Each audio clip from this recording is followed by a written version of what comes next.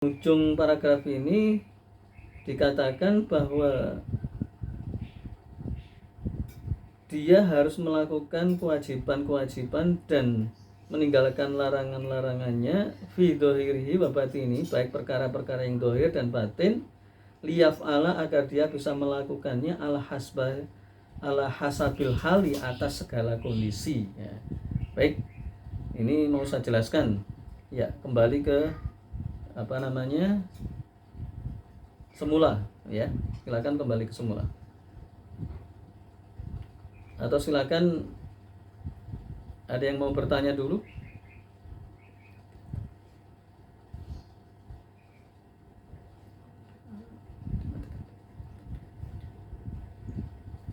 Jalan pos. Ya, tolong perhatikan. Jadi pada paragraf yang kedua, kalau paragraf pertama tadi jelas ya, seseorang itu harus mengerti Tuhannya ya, dan Tuhannya itu merintahkan untuk melakukan perbuatan yang memang harus dilakukan, jadi kebaikan-kebaikan, dan meninggalkan larangan-larangan yang semestinya harus ditinggalkan ya. Nah, yang kedua adalah jalan untuk itu ya, itu adalah tidak ada lain kecuali melakukan ketaatan ya. Ketaatan itu adalah melakukan perbuatan yang baik dan meninggalkan perbuatan yang buruk, dan ketaatan itu tidak lain dan tidak bukan kecuali hanya memahami syariatnya gitu ya. Ini runtutannya harus dipahami, syariat ini harus ya, karena ini kaidah usul fikihnya ya. Maka syariat di situ adalah apa yang Allah perintahkan, baik dohir maupun batin, itu harus dilakukan, dan apa yang Allah haramkan, baik dohir maupun batin, itu adalah itu yang harus ditinggalkan. Jadi contoh begini, contoh berkaitan dengan sebutkan kewajiban-kewajiban dulu, siapapun, sebelum saya tunjukkan siapa dulu, nanti saya jelaskan kewajiban-kewajiban. Sebutkan 3 kewajiban yang harus dilakukan, mulai dari Ustadz Udin ini.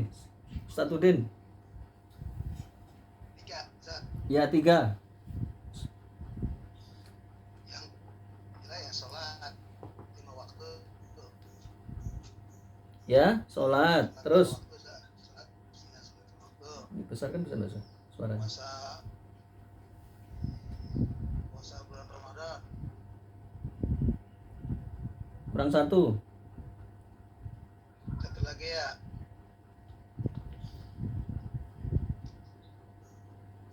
Sholat, puasa. Pergi haji, Ustaz. Haji di kampung. Ya, haji firman. Terus tunjukkan ke yang lain siapa ini. Jadi Ustadz Udin tunjukkan yang lain. Oh gitu. Yang lagi nyilem aja, Ustaz, yang lagi nyilem. Siapa yang nyilem? Wah, itu Padayat deh, Padayat siapa tuh? Siapa? Ya, 3 lagi. Kan kewajiban kan banyak kan? Jadi Ustadz Udin tadi 3. Siapa nih yang berikutnya? Ustadz Udin tunjukkan siapa? Itu Padayat udah nongol nih, ya Padayat. Padayat, ayo Padayat. Padayat 3. Masih banyak, kalau di akhir sesal. Banyak nih, banyak banget ini. Kewajiban tuh banyak banget. Kewajiban zakat, Pak. Zakat, bagus. Zakat mal atau zakat fitrah ya. Zakat fitrah sebelum sholat id, zakat mal 1 tahun. Terus apa lagi? Kurang 2.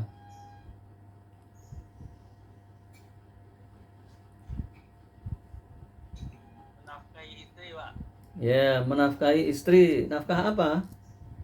Nafkah dari segi laki sama keuangan. Nafkah lahir dan batin. Nafkah lahir dan batin. Nafkah lahir jangan di batin, nafkah batin jangan di lahir. Nanti bolak-balik bahaya. Ya. Kalau nafkah batin jangan dilahirkan, tapi nafkah lahir jangan di batin. Semua harus berjalan. Terus apa lagi? Kurang satu.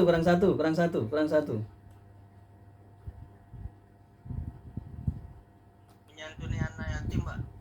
Oke. Ya, yang lebih lagi itu ya, tetapi kurang yang lebihan lagi. Banyak sebenarnya yang lebih atasnya lagi, yang lebih utama. Sebelum itu ya, tetapi ini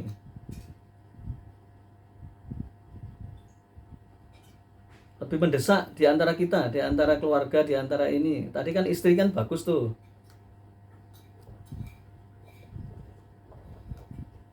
Oke, nggak apa-apa deh. Nggak apa-apa menyantuni anak yatim, bagus. Terus Pak Dayat nunjuk ke yang lainnya. Siapa?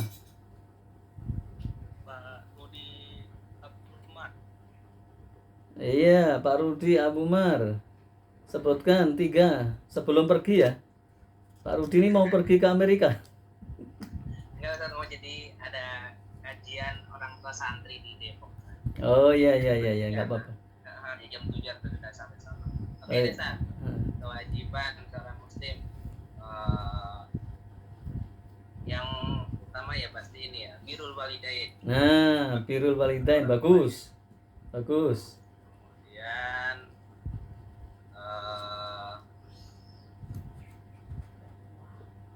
apa namanya? Berkata yang baik, Ustaz. Atau diam. Ya, bolehlah. Itu kan perbuatannya ya, tapi bukan kewajibannya. Maksudnya yang kayak puasa kayak itu deh. Ya. Kalau tadi kan perkataan jenis perbuatan ya. Nah, berarti Banyak kok, masih banyak kok. banyak ya. Banyak. Kewajiban tuh banyak banget. Niat ketika diperlukan, Ustaz. Jihad, ya. Jihad. Niat berdakwah, Ustaz. Nah, kan banyak kan amar ma'ruf nahi mungkar, berdakwah atau jihad. Oke, sudah 3 ya? Nah, terus lanjutkan. Pak Rudi ke siapa?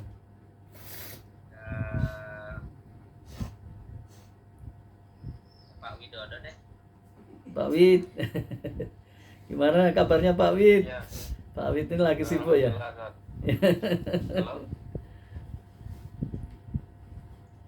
Kedengeran suara saya? Iya, dengar ya. Oh iya. Wajahnya nggak kelihatan. Oh, bentar, screen-nya masih mati ya. Oh ya, alhamdulillah. Iya. Yang kewajibannya mencari ilmu. Ya, mencari ilmu. Thalabul ilm. Ya, thalabul ilmi.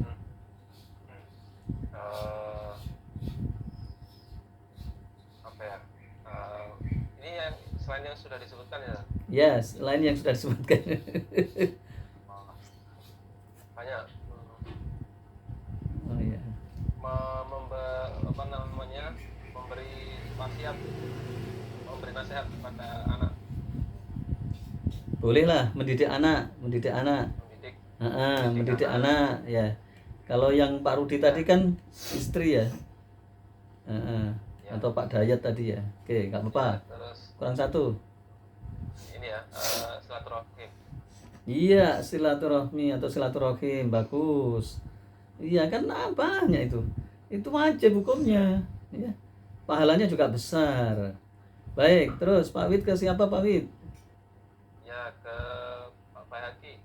Pak Bayhaqi. Pak Kiki, ayo Pak Kiki. Ya, apa ya? Kayaknya udah disebut semua. Apa ya? Makanya kalau terakhir tuh nggak enak. Iya, makanya kalau yang terakhir udah habis. Berarti masih banyak kewajiban yang belum dijalankan ya, Ustaz? Iya. Apa ya kewajiban? Banyak. Tadi mau disebutin juga disebutin dulu kan? Banyak. Kalau dilihat dari keluarga dulu, kalau keluarga habis baru orang lain. Banyak.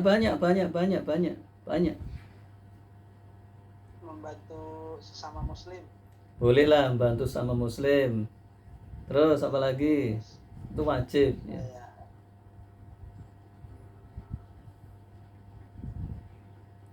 sedekah ya. Ya, menghormati tetangga. Nah, saya pancing. Iya. Menghormati tetangga. Heeh. Terus apa lagi?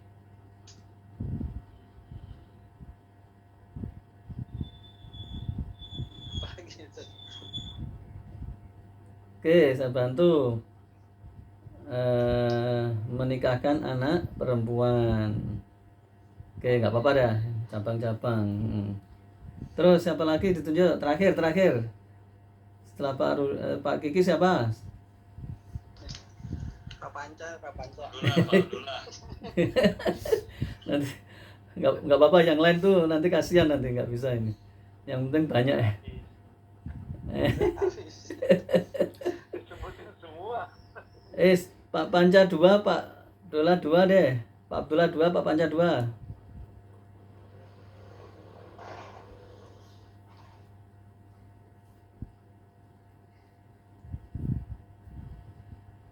Bagi seorang ayah yang punya anak perempuan, maka dia wajib mencarikan jodoh terbaik buat anaknya.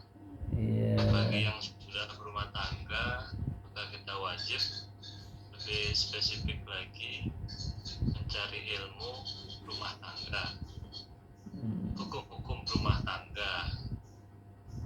Iya. Menikah bisa jadi wajib nggak, Tan? Ya, sunah muakad mendekati wajib. Sudah 2, Tan. Sepedanya bisa diambil di mana, Tan? Boleh. Iya. Habis nih, apa?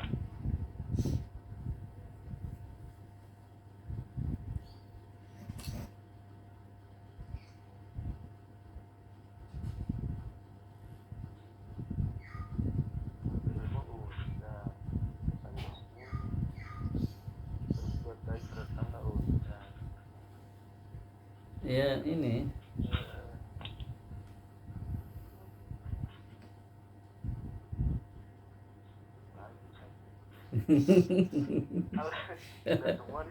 Oke, buat PR aja ya. Nanti kewajiban apa yang ini? PR untuk Pak Abdullah PR aja, dan yang lainnya PR yang belum ya. Jadi saudaraku sekalian, ini saya punya maksud begini ya. Jadi ini kaitannya dengan kewajiban dan haram, yaitu kan memang harus diketahui. Nah, caranya bagaimana? Caranya di sini begini ya.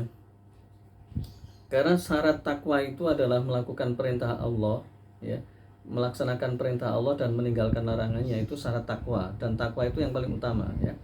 Maka di sini kita harus tahu kewajiban-kewajiban apa yang harus kita lakukan. Contoh begini ya. Ini nanti saya ulang-ulang supaya paham. Mana yang kita dahulukan di antara kewajiban. Kewajiban itu kan banyak ya. Maka yang kita dahulukan adalah yang pada waktunya atau pada saat tidak banyak waktu. Contoh begini. Sholat itu wajib, haji itu wajib. Tapi haji itu wajib bersyarat ya. Atau umroh. Kalau umroh itu sunnah ya. Nah, mana antara haji dan sholat itu yang harus kita lakukan, kita dahulukan, sama-sama wajib ya. Meski haji itu bersyarat, yang syaratnya dia sudah mencukupi gitu ya. Maka kewajiban yang didahulukan adalah ketika dia sudah waktunya sholat, berarti dia itu harus mempelajari hukum-hukum sholat, syarat dan rukunnya ya. Kemudian baik dohir maupun batin ya. Dohir itu adalah gerakan tubuh ya. Allahu Akbar. Ini contoh paling gampang sholat dulu ya. Sholat ini kan 5 kali sehari ya. Nah, ini Sami Allahu liman hamidah ya. Jadi ini namanya gerakan-gerakan dohir. Nah ya, dohir ya. Dohir dulu ya, saya jelaskan ya, dohir ya. Kemudian ruku. Maka sholat itu tidak boleh cepat, itu nggak boleh. Maka dikatakan bahwa di dalam hadis yang pernah saya sampaikan bahwa barang siapa yang dia itu sholat berjamaah kemudian memperbaiki wudhunya ya. Jadi wudhu yang sering saya lihat salah itu wudhu ya. Wudhu kan syarat sahnya sholat ya. Itu orang itu berwudhu pertama, salah yang pertama adalah buang-buang air ya. Camkan baik-baik ini ya. Ini di dalam hadis dikatakan wudhu itu sekitar 1 liter kurang. Bahkan di dalam keterangan lain dikatakan sekitar 600 ml, dari 1 liter kurang ya. Ya, nanti diukur, jangan sampai kita itu seperti kebanyakan orang nggak punya ilmu tuh ya. Jadi keran itu dibuka kencang padahal yang kita ambil sedikit. Itu nggak boleh, itu pemborosan itu. Meskipun orang bilang kan lebih supaya lebih suci, nggak bisa, itu alasan-alasan dicari ya. Dan tidak boleh menggunakan alasan, kan di Arab itu kan air itu kan jarang, tidak boleh begitu. Jadi Rasulullah mengajarkan pada kita itu hemat dan berbuat baik ya. Tolong nanti di rumah ketika kita buka keran itu jangan dikencengkan ya, dikecil aja ya. Saya pernah ini mengukur ya. Maaf saya sebutkan ini botol mineral ya, botol air.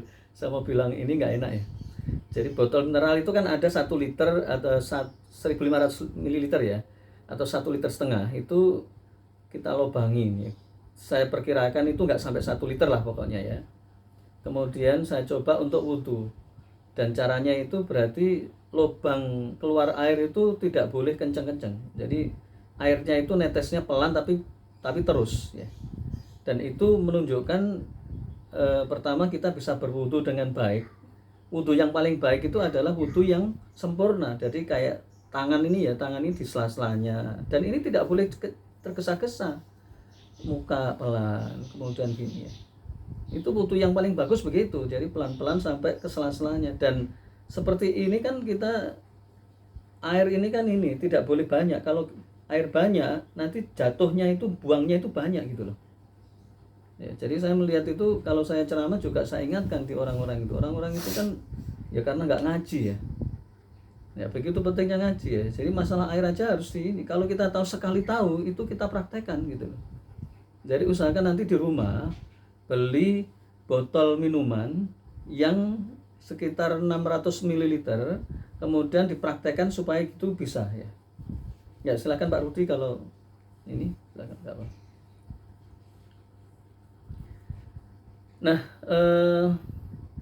berikutnya itu ya. Jadi itu barang siapa yang perbaiki wudhu, kemudian sholat, kemudian dia itu rukuknya tenang, sujudnya tenang ya. Tenang itu khusyuk ya, tidak tergesa-gesa. Kemudian maka Allah mengampuni dosa-dosa kecil ya, dosa-dosa kecil, baik yang ini dari waktu ke waktu. Jadi misalnya ada satu hari itu ada dosa ya, maka dengan sholat dengan wudhu dari rumah, kemudian sholat dengan syarat dan rukunnya benar, wudhunya bagus, kemudian sholatnya bagus, syarat rukunnya bagus, rukuknya bagus, itu maka dosa-dosa kecil itu akan diampuni oleh Allah. Dosa yang paling banyak itu dosa kecil justru. Dan dosa kecil kalau dibiarkan itu bisa segunung. Makanya Allah kasih pengampunan lewat sholat yang bagus. Jadi kalau bisa wudhu dari rumah, sholatnya di masjid yang jauh ya. Itu kalau pengen ngalah berkah, pengen banyak pahala. Jangan yang dekat, yang jauh. Ya meskipun yang dekat juga nggak apa-apa.